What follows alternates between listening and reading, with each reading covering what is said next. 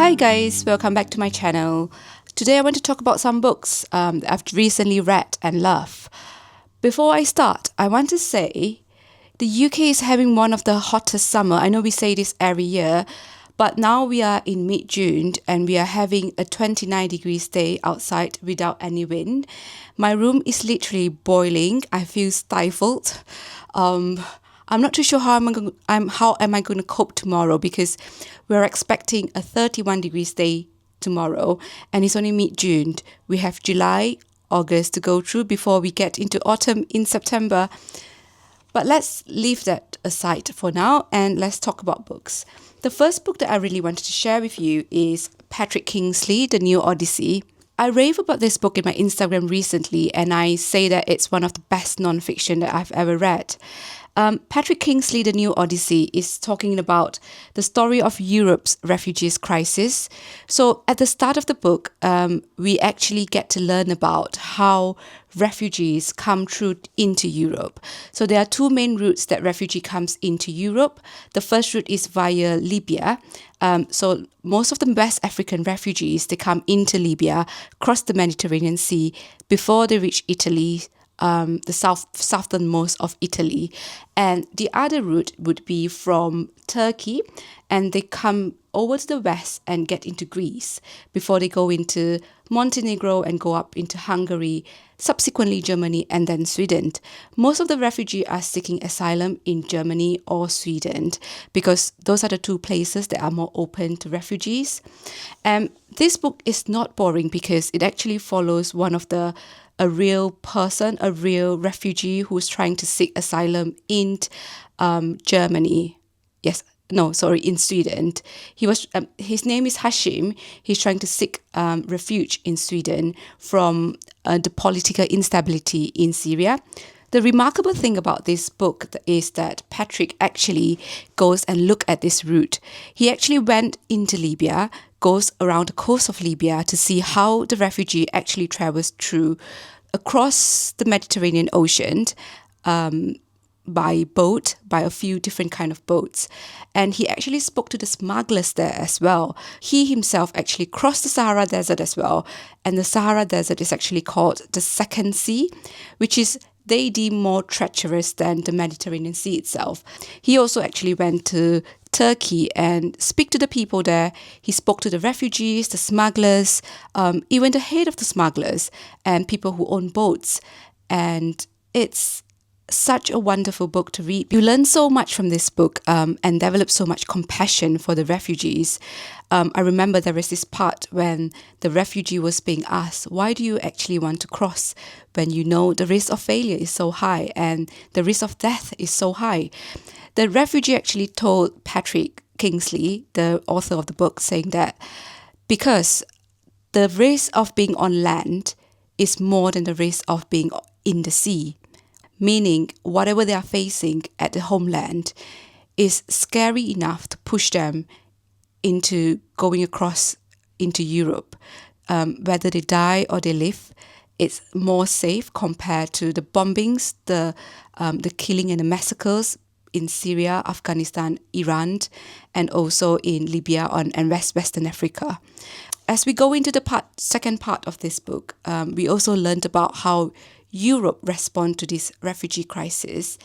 And sadly, very unfortunately, Europe as a whole doesn't really have a very good response towards the refugee, or they are not very compassionate towards their predicament, because a lot of the brunt of refugee is being borne by Italy and Greece because they are nearest to Libya and they're nearest to Turkey.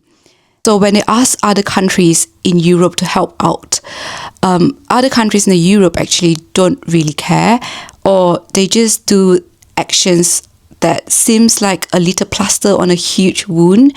For one example, Britain actually donate a huge sum of money to a refugee camp instead of absorbing the refugee to allow them to come to stay in UK and get integrated into UK society.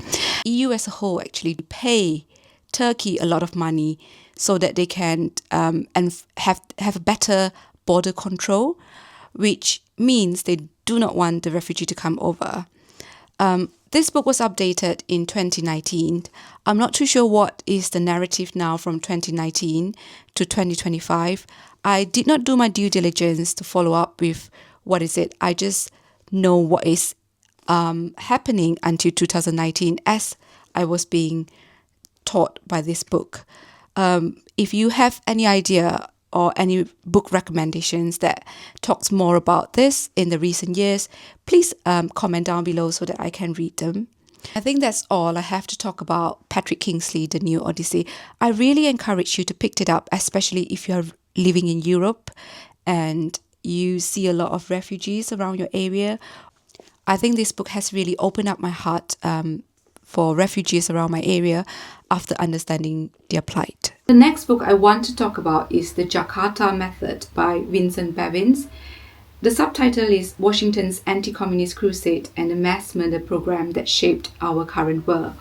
So this book was published in 2021 and I've just read it last week and it shocked me. It shocked me so much because I have learned about the 1965 uprising in Indonesia where a lot of Chinese fled the country because they were being killed. They were being massacred by the people of Indonesia. I was always being told that the Chinese people were being killed because they were rich. People were jealous about them. But when I read about this in the Jakarta's Method, I realized that that wasn't the case. What did really happen was CIA actually infiltrate Indonesia because it was during the time of the Cold War where American and the USSR has a war of ideologies, sort of. So America has a capitalist ideology and USSR has a communist ideology. And they want to have powers over other countries too because they feel like the neutral country would always fall to one side or the other and they would come together and have too much power. So that's the Cold War from the 1945, I would say, after the World War II, up to the 1990s until the fall of the USSR. So during that time, America saw Indonesia with a left-leaning president called Sukarno, and they were very afraid. They were very afraid that Indonesia might fall under USSR's power. So they infiltrated Indonesia by using several tactics. The first tactic they use is to train the military of Indonesia, indoctrinate them with anti-communist ideologies and sentiments. So they teach them about how bad communists are. They create a picture of how communist is this guy who will come at night into your room and stick a dagger into you and kill you. And they actually wanted to make George Orwell's Animal Farm into a movie, but with Sukarno's head as the pig, but they didn't manage to. So these are the things they did. And they actually also sponsored very smart students to study in America so that they can learn about anti-communist ideologies and bring it back to Indonesia and lead a coup to topple the government. So it's a very long haul program that America has in Indonesia. And it is in the interest of America because Indonesia is a country with a lot of resources and 100 million people. And during the 1965 coup or an uprising, very funnily, a CIA's person was being shot down by the Indonesian army, and his parachute got hung on the tree. And then they realized that, oh, it's a white man. It's not the Indonesian people that are killing us. They have already suspected it's Americans supplying weapons to the rebels, but it was proven when they actually caught the CIA person. I forget his name. And they didn't only do this in Indonesia, they do this in several countries as well. So before I go into other countries, in Indonesia, eventually the coup was successful in a way that they actually killed 1 million Indonesians in Bali, Sumatra, all over Indonesia, and they installed a president that is favorable to them, who is called Suharto. So Suharto panders to America's whims and fancies, and this is what they did in Jakarta. So after that, the word Jakarta was equivalent to mass killing and massacre. when America enter Brazil and do the same thing to Brazil, the Brazilian actually call it, oh, they're using the Jakarta Method. And this also not only happened in Brazil, but also Cambodia, Thailand, Brazil, Chile. Chile's Allende was toppled and Pinochet came into power and ruled with an iron fist. And these were all CIA's program. And we knew that only now in this book, after all the declassified documents came out, and we realized USA is doing its thing. And if you pick this book up now, you would also be able to sense there is a similar thing going on around us.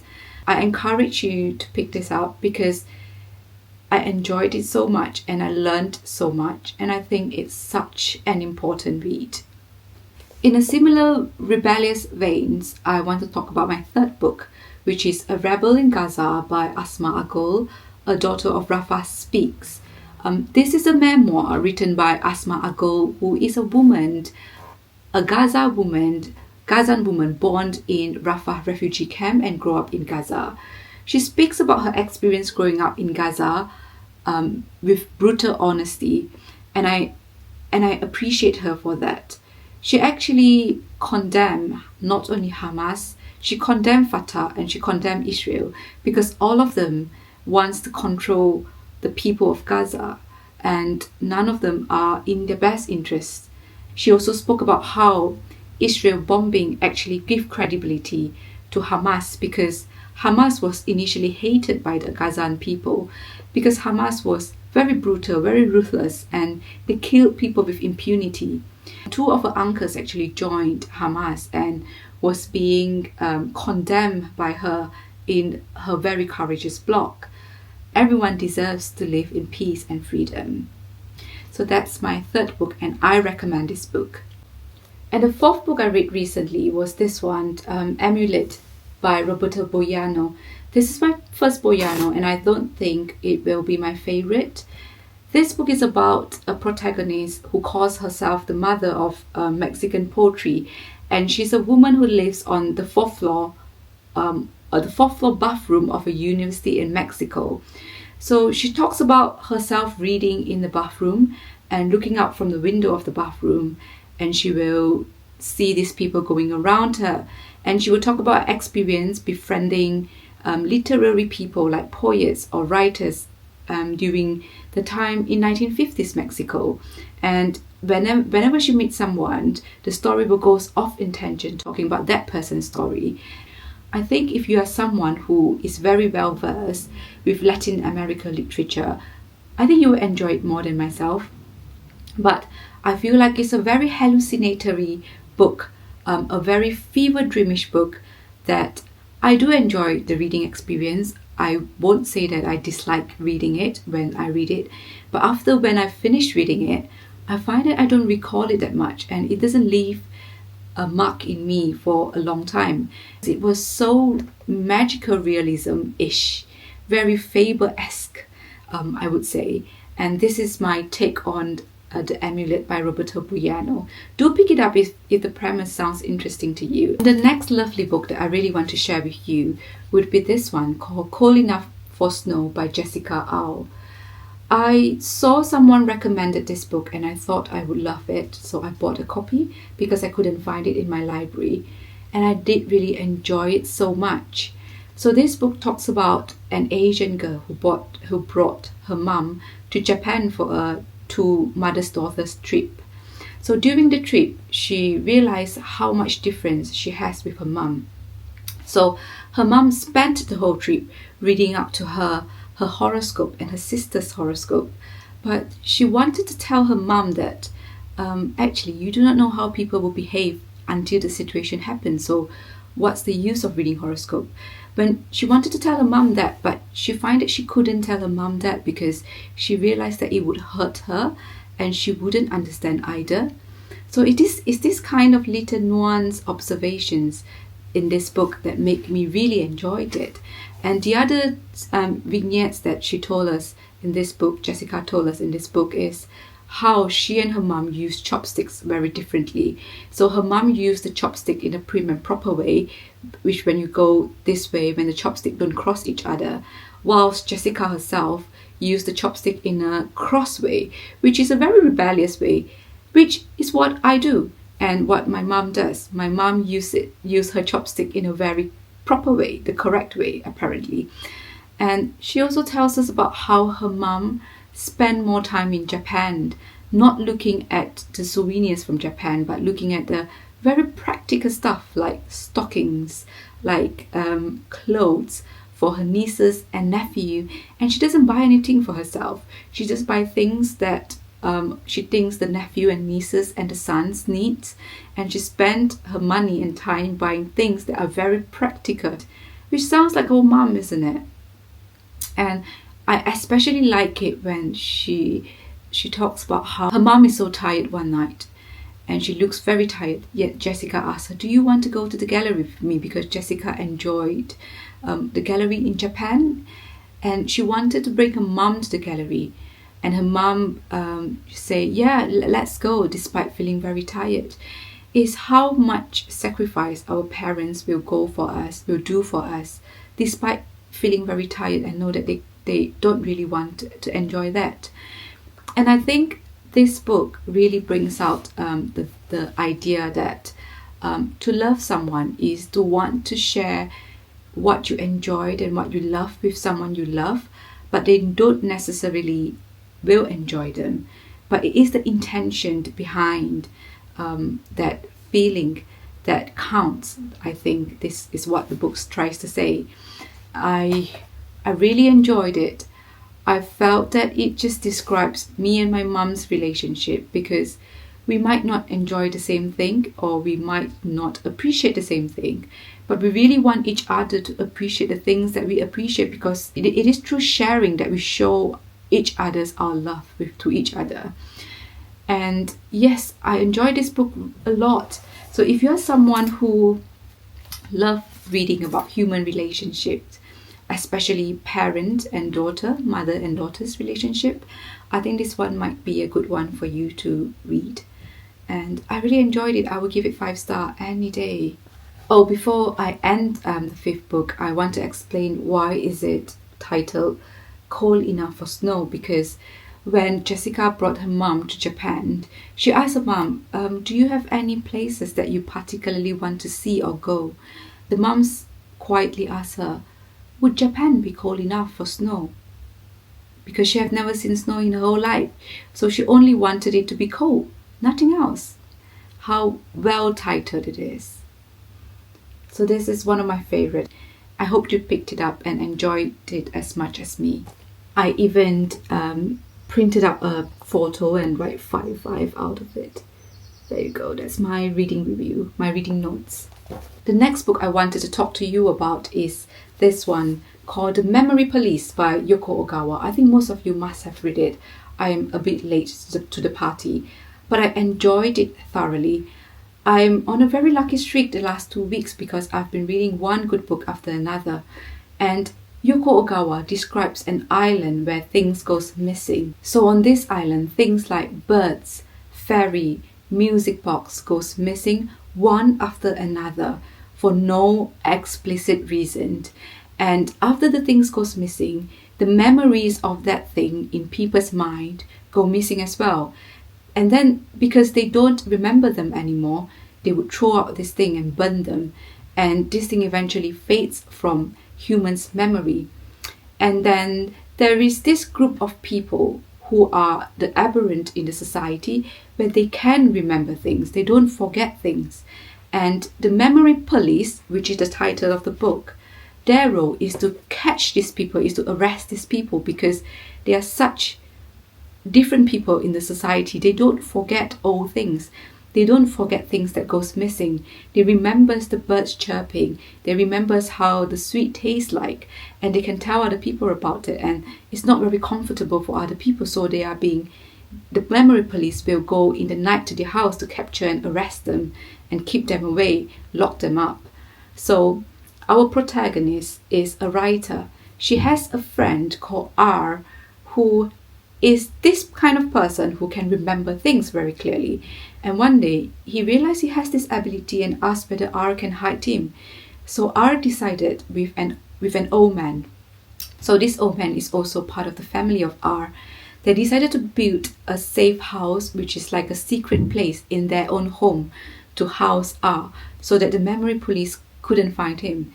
So it's a very tiny space in between two floors. And R stays in this place whilst outside in the world things continue to go missing.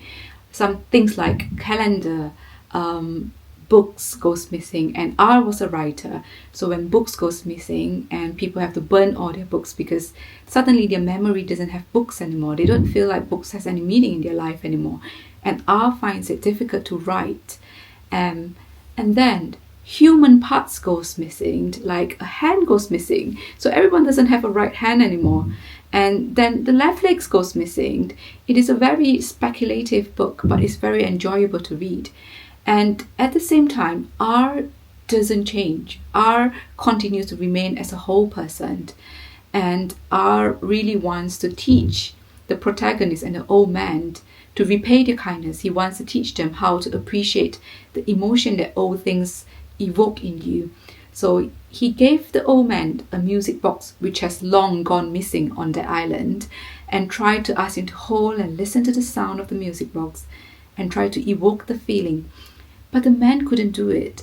So these people who lost their memories couldn't evoke that kind of feeling again anymore towards these objects. It encouraged me to think about how does our memory correlates with our feeling. Does it have any connections at all? Pulling from my own experience, I was seeing a patient this past few days. I went to the house of this patient, and this old lady has Alzheimer's disease.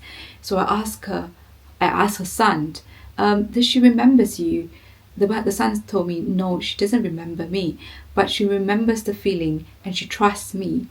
So to me, feeling and memory does have a little bit of connection, yet not completely connected. That's what I think. But when you read this book, you will start asking yourself this question.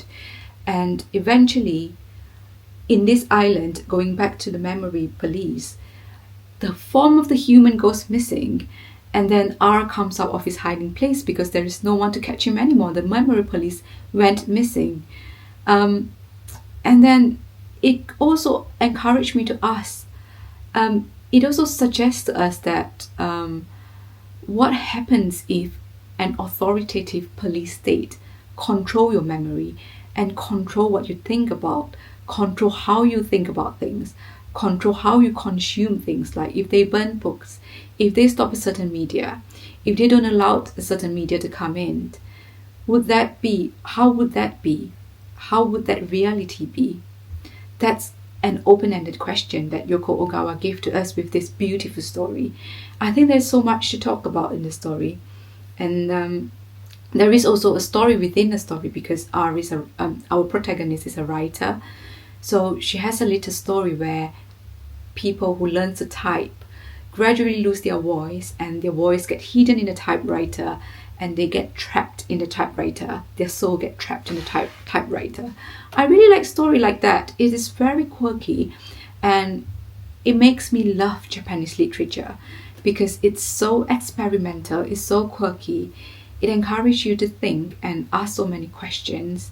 And if you have a bunch of friends reading together, that would be even more amazing. So I really like to see what people think about the book, especially what they make out of it. So that's my sharing of The Memory Police by Yoko Ogawa. I really enjoy this. Please pick it up if you haven't. The next book I wanted to share with you is this book here, The Weasels in the Attic by Hiroko Oyamada. I picked this up because I read The Hole by Hiroko Oyamada, which won the Akutagawa Prize a few weeks back during my holidays, and I really wanted to read more from her, so I loaned this from the library. And this is such a weird book. I won't necessarily recommend it to anyone. Don't start with this. Maybe start with The Factory or The Hole by Oyamada first. The Weasels in the Attic is a story about really nothing much, to be honest. It's It's a person who likes fishes, and he likes rearing fishes, and he eats the shrimps that the fishes eat as snacks. So he actually eats fish food. And one of the other friend suddenly have a weasel in his attic. So the weasel only comes to his attic. There are plenty of weasels that comes to his attic and make a lot of noise and create a lot of ruckus in the attic. But it's only his house that has weasels. The other houses in the neighborhood do not have weasels. And for no reason. The book doesn't explain why. And he spent his time catching the weasels. And the book suddenly just ends by one of the person just died, and you don't know why. It's such a weird book. I really wouldn't recommend people to read the first Oyamada. If you want to pick up something else. It's bizarre, but the process of reading is engaging because you thought this book is going somewhere. I think this book was going somewhere, but it didn't go anywhere. It's just random and weird. So that's that. And the next book I wanted to talk about is The Factory by Hiroko Oyamada. This is so much better to read. And if you ask me to choose between The Factory or The Whole as my favorite, now that I have a week to mull over, I think The Whole would be my favorite, and The Factory will come a close second. So The Factory is about three people, perspectives. They work in the same factory. So this factory is a huge conglomerate and is on a huge ground. So the factory itself is like a town. And one of the three person work as a proofreader, the other work as a shredder, and the third person works as someone who grow moss on the factory buildings. So his job is to research which is the moss, the plant that is best to grow on factories. So they know they are doing useless work. So one person just keeps shredding papers all day, and one person just read random stuff all day. And what she needs to do is to make sure that the spelling is correct, the page number is correct, etc. And this three person, they spend their whole life within the factory. So there is a supermarket in the factory, there is a post office there, and they even spend their holidays in the factory because there is a little holiday, like a little bridge and a river under the bridge for them to go holiday and take photos at. And it makes you question how much this works infiltrate your life. And the three people in this book actually question that. And one of the person actually just said that it's better to have work than not have work because working is noble. But one of the lady is more rebellious and more of an independent thinker. She's like, no, I have no life working here. I want to stop working. But societal pressure doesn't allow her to stop working because she knows that she needs to put food on the table. So I like this book, which I think is a very subtle criticism of our useless jobs. There are plenty nowadays in our capitalist society, especially nowadays when AI is taking over. There are more and more useless jobs, and you would sometimes think when you go to work that, am I actually being useful to the society? If you have this kind of thinking, and if you want something that chimes your thinking or echo your thinking, you might want to pick this up. This is it is a very enjoyable read. It is very enjoyable. I loved it, this one. And the last book I wanted to share with you would be Concerning My Daughter by Hye-Jin, translated by Jamie Chang. I love this book. This is a LGBTQ book, and it is told from the perspective of a Korean mom who don't understand the unconventional lifestyle of her daughter. So her daughter has a girlfriend. Her daughter is a professor. She keeps bringing her girlfriend home for the past 7 years, and they are in a very committed relationship and a very serious relationship. But this Korean mom refused to believe that her daughter has a girlfriend. She refused to accept and believe that. And she keeps asking, why does she not have a normal life like other people? Why does she not try to have a husband, to have a child, and go to work like a normal person? Because her daughter was being expelled by her university because she is lesbian.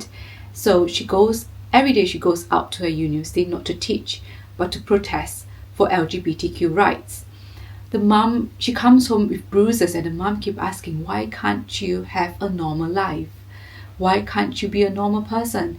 And she even questioned herself, like, is it because I educate her so much that she started becoming a little bit haywire up here? And things like that. I've heard these kind of arguments before in real life, so I can really relate to this book. It is a very thin book, but it packs so much punch. Along the same vein, the mom works as a carer in a care home, and she cares for an elderly lady who used to be an independent person who does a lot of charity work when she's younger and did not marry and don't have children, so she ended up in a care home. So looking at the elderly lady, she realized her daughter might end up becoming like that because she's not married and she doesn't have children. She started worrying even more, until one day she brought the patient back, the person that she cared for, back home, when the care home wanted to neglect that person and wanted to push that person to a rural area to die. So the Korean mom decided to say, no, I want to bring her to care for her at home, because she is also a very compassionate person. So when she bring the lady home, the daughter and her girlfriend were already living with her, and the daughter's girlfriend was a very compassionate person as well.